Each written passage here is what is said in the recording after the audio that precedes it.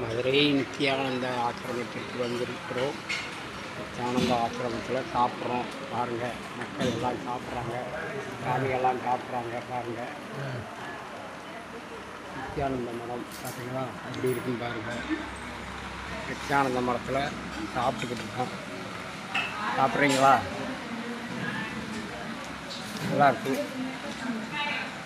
உணவு மக்களுக்கு எல்லோருக்கும் நித்யானந்த மரத்தில் இருந்து உணவு கொடுக்குறாங்க. மதுரையில் கிழக்கு கோபுரம் வழியாக வந்தீங்கன்னா இந்த இடத்துக்கு வந்துடலாம். அவருடைய படத்தை வச்சுருப்பாங்க.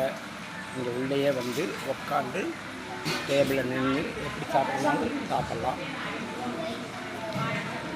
தயிர் சாதம், சாம்பார் சாதம், இட்லி, சாம்பார் சட்னி எல்லாம் கொடுக்குறாங்க. வாங்கி நல்லா சாப்பிட்டு சந்தோஷமாக இருங்க. நித்யானந்த ஆசிரமம் கொடுக்குறாங்க. நன்றி, வணக்கம்.